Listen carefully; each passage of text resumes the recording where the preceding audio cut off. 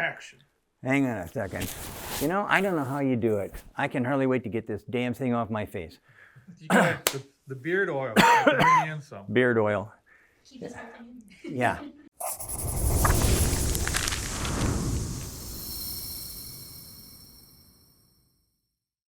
Hey boys and girls, welcome back to Munro Live. And today we're going to talk a little bit about something that we've been working on for a little while here, and that's Sakuu.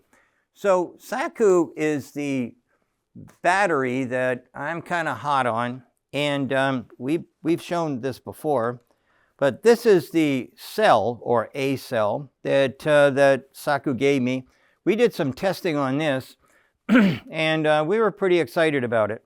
Now, Sakuu then gave us a bunch of other battery cells, similar to this, but not quite the same. They're a little different in that they're not as powerful, and they're not as I don't know what they have a different chemistry. Yeah, and I think that one of the things they wanted to show is that their technology works with any kind of battery chemistry. Yeah. So the lithium-ion, so-called NMC chemistry, which is high energy density, right? But other chemistries like iron phosphate or even sodium ion works with this polymeric current collector. Right. And it's the polymeric current collector which enables the low-cost, small footprint 3D printing technology. And it has this other benefit that got us really excited, that this safety benefit where the cell, since it has the little bit higher resistance on the current collector, it self-limits the short circuit current. And so even when it's really badly damaged, it can't discharge instantly and set itself on fire like other lithium-ion batteries. It just won't generate the heat because the resistance is so high. So these are the kinds of tests that we're going to be doing. We're going to be doing the nail test and several other different kinds of tests.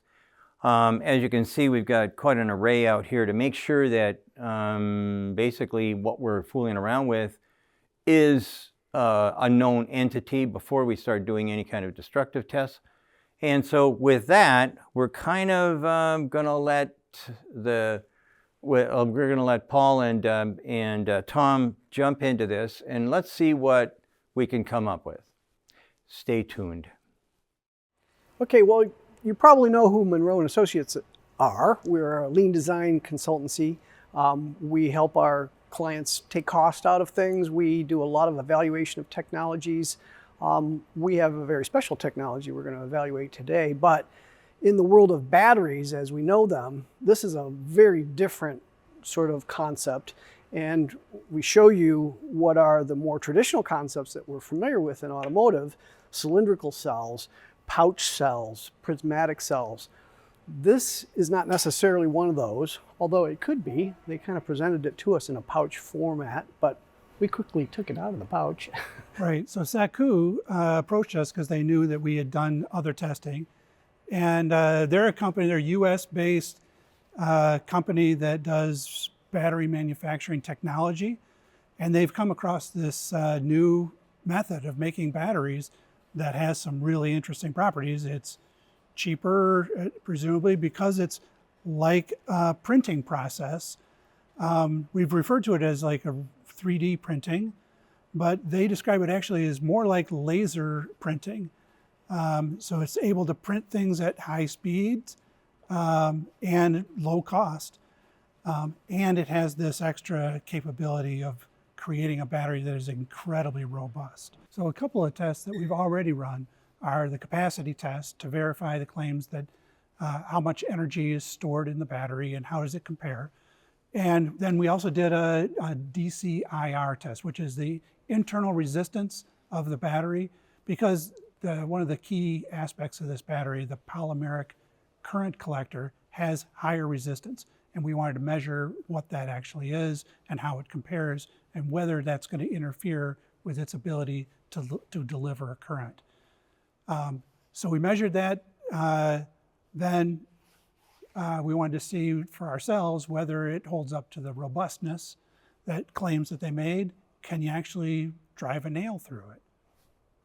Pretty Let's see. standardized test in the industry, and something we know how to do pretty well here. So yeah, it seemed to inspire us here to maybe do that and more. Pretty easy test to set up. So let's see what happens. Hi, so this is going to be a standard nail test that is done to puncture a test cell. So this is a battery cell. This is the Sakuu battery. And I wanted to show what the battery itself actually looks like. It's paper thin. And the black part is the polymeric current collector. Typically you could stack several of these together to get whatever voltage you like. And then at the end of each cell, you have a metallic current collector to be able to pull enough current out of the cell. So this is how the cell is constructed, with a current collector on the outside, and then the anode and the cathode printed onto the current collector, and then the electrolyte on the inside. All making a sandwich that's essentially paper thin for each individual cell. So then we take the cell and we're going to build it up and then punch a hole through it. And of course I had moved it.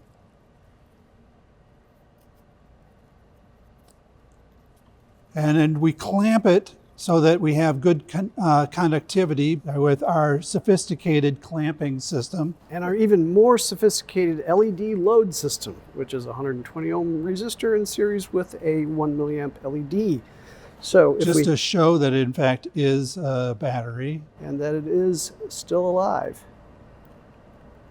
So we can see it's charged. We can see that the battery is performing.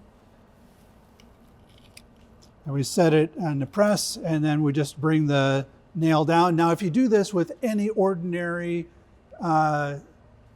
lithium-ion cell, then there's a really good chance that the cell will burst into flames because the nail is electrically conductive. It'll short the anode and cathode together. It'll discharge the cell immediately.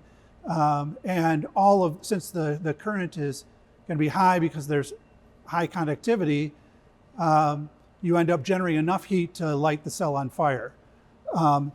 Failing that, you might get a little puff of smoke as a minimum, depending on the chemistry. The trick here is that the polymeric current collector has enough resistance that it limits the current even in the midst of a dead short, and so the cell is not damaged. We should see the light go out when the cell is shorted with the nail punched through it. So we'll see this. So the nail is going to push it down and then puncture through, and we see the cell going out, showing that it is shorted at the moment. And now we will pull the nail back out, and the cell is not only not bursting into flames, but actually continuing to function as a cell after the event. So this is a test that no other lithium-ion battery is able to survive. Rather impressive. Please don't try this at home. No. So once it's got a hole through it, the electrolyte will vaporize, and eventually enough will evaporate where it'll cease to operate as a cell. So what we're going to try to do here is keep this thing as usable as possible for as long as possible by trying to repair the hole that we made in the cell simply by putting a layer of insulating tape on both sides. It shouldn't evaporate now, and it might be useful for additional tests. Hey boys and girls, today we're at Shooter's Lane, and I'm going to fire a round into this Sakuu battery, and we think that we're going to get some pretty amazing results, and Tom and Paul are going to tell you all about it. So to start with, it's a real battery. You can see that it's a real battery because there's an LED that's being illuminated by the battery. It is a resistor in series with the LED to limit the current to the LED. And what we believe will happen is that the LED will stay illuminated during the event. and it probably won't even blink. So we'll find that out. And this is as opposed to what maybe everyone would be expecting. A little puff of toxic smoke, maybe some flames. None of that should happen here.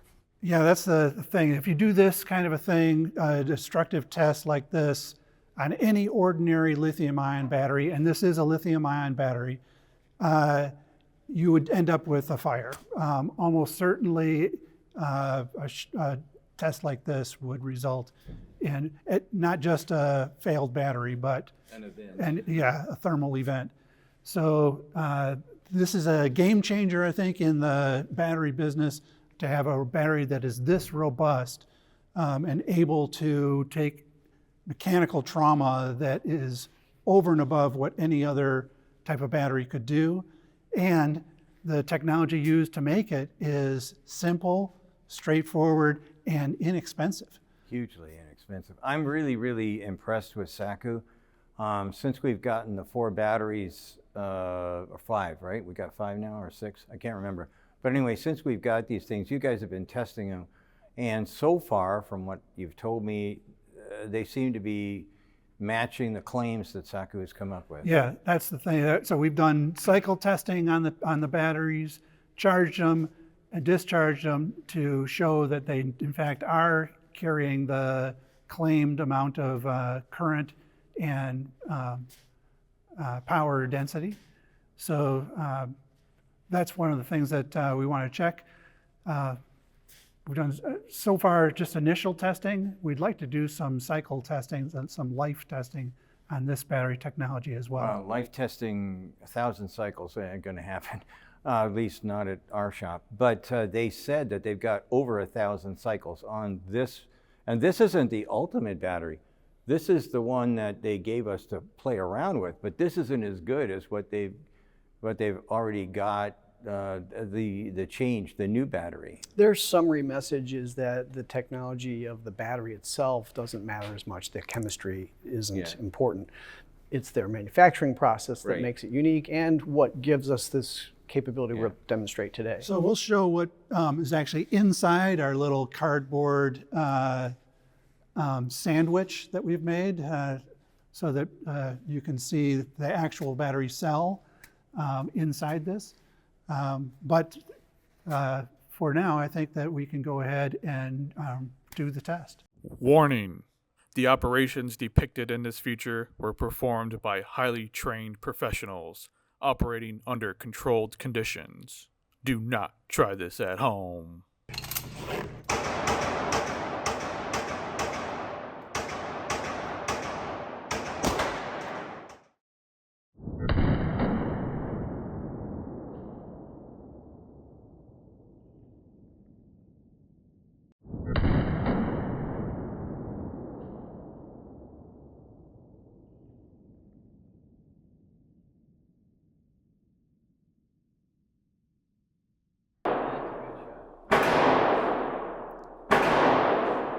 All right, so let's go ahead and take it apart, see what we have.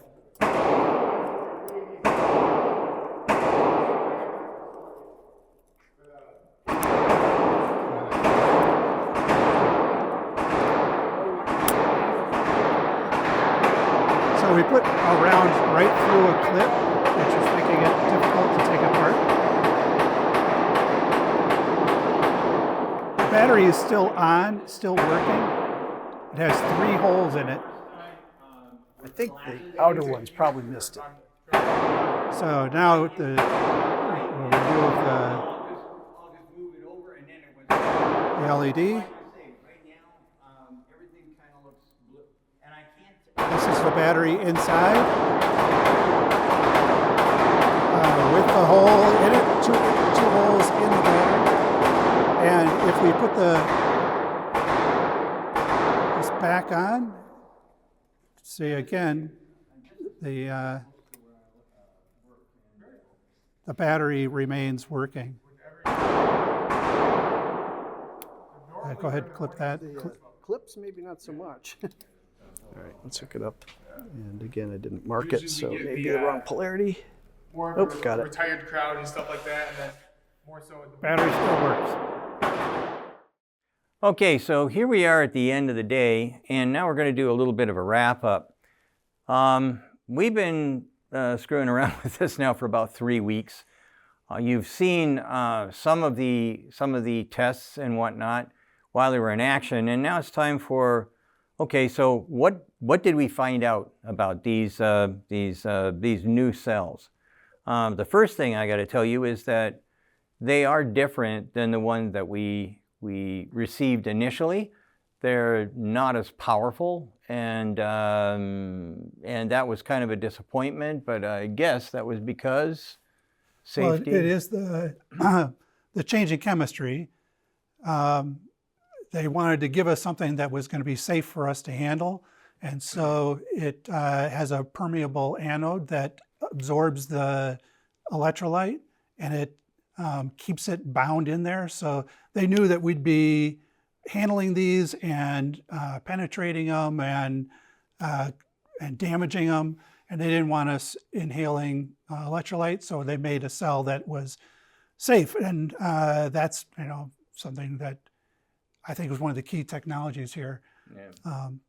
So one of the first things we did, we hooked it up to cyclers to verify that in fact the cell behaves as claimed, and they did. They had, these are, again, small cells. They are only 40 milliwatt hours, or I'm sorry, 40 milliamp hours, like 92 milliwatt hours.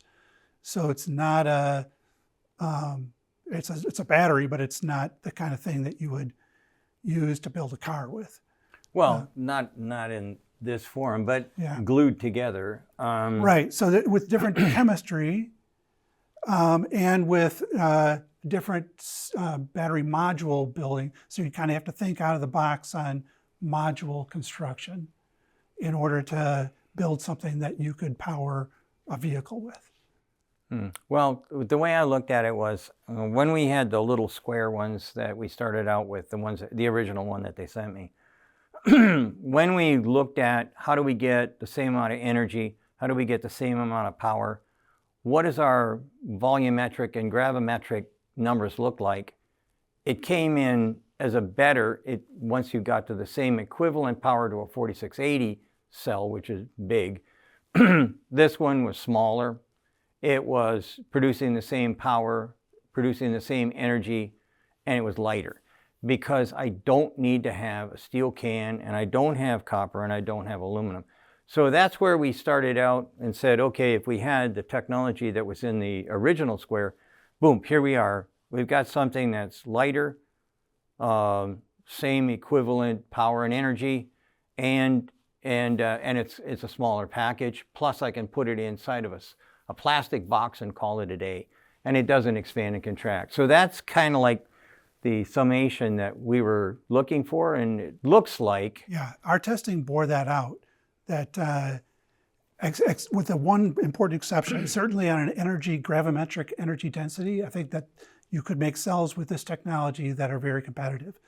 From a power density perspective, you have to think out of the box on the module construction in order to have many parallel paths, because this polymeric current collector, which does the current limiting, which is the very thing that makes it very safe, also makes it difficult to get huge amounts of power out of this without large numbers of parallel paths.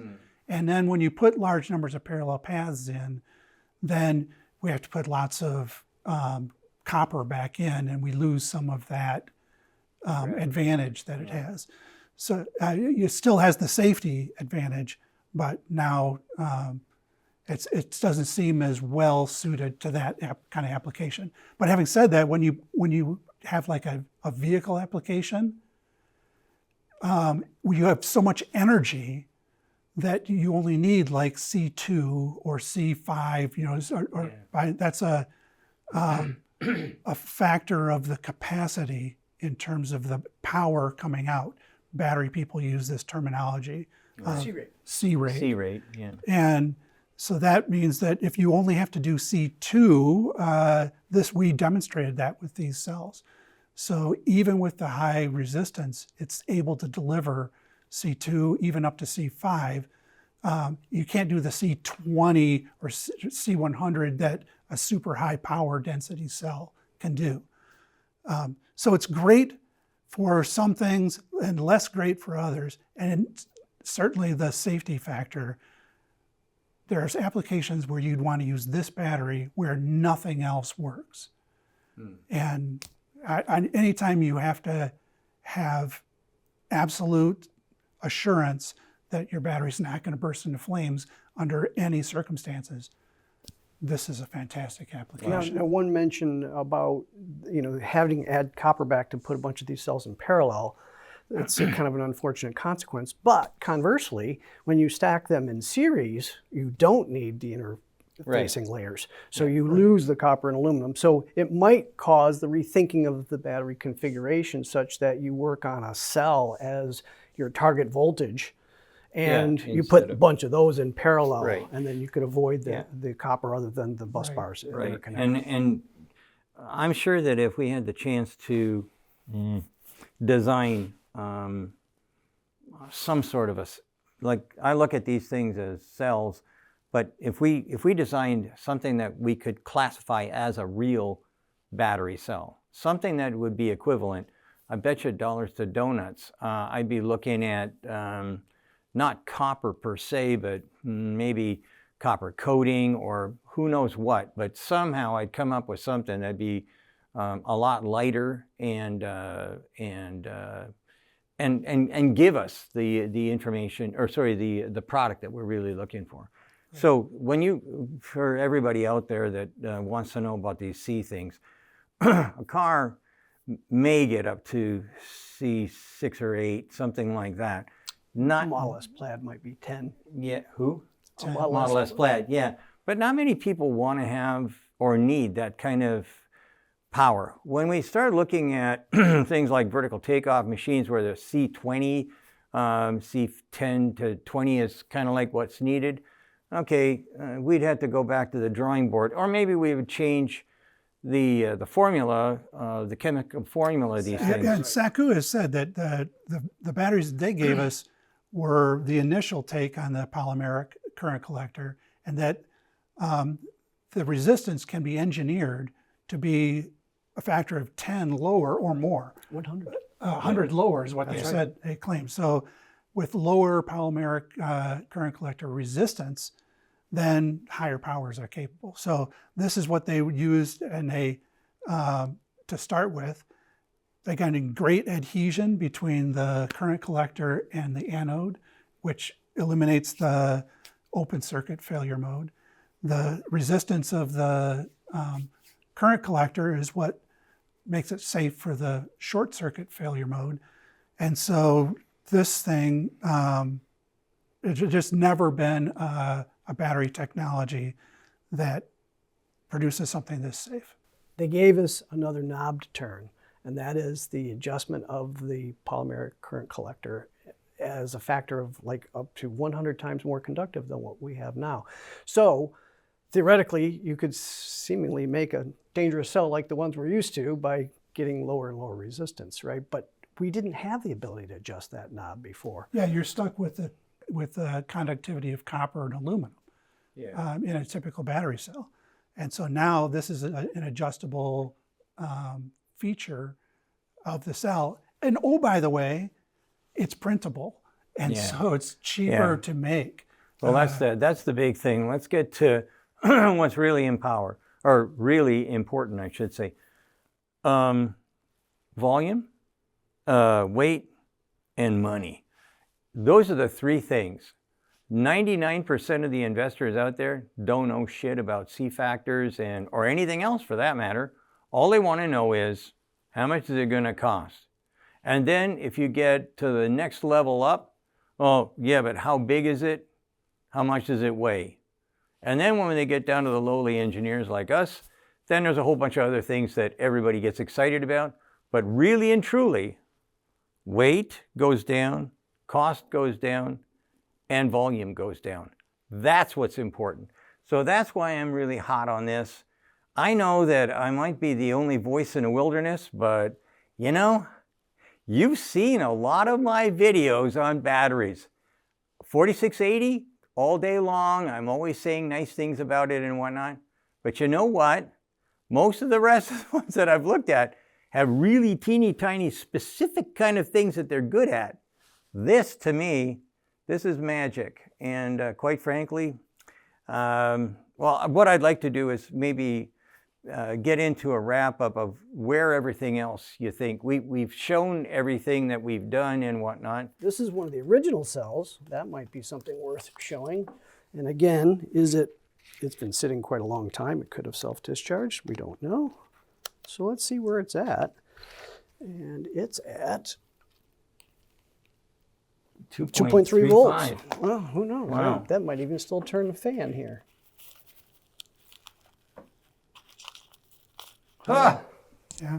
Okay, well. So after sitting for 3 weeks, it still holds the charge and works. Anyway, let's just let me just wrap this up here so folks can turn the channel or whatever. Okay, so what have we done here? Basically, what we've done is we've proved that this stuff has more serious potential than almost anything I've seen so far from anybody with a brand new style battery. So I'm very, very, very bullish on this. So what's my my ending statement? These guys need money. I really don't want this moved offshore, and I know that I know that there's a lot of folks in a lot of different countries that would like to have this battery in their equipment. And that would include equipment like, let's think about this. How about military equipment? DoD folks, if you're watching, I think this is where you want to spend some money. You want to try and put your money into this, not a bunch of other baloney. This thing looks like it's got more legs than anything I've seen. I hope that the Trump folks will jump on this with both feet. So anyways, thank you, Tom. Thank you, Paul. And thanks for watching. Bye. Thank you.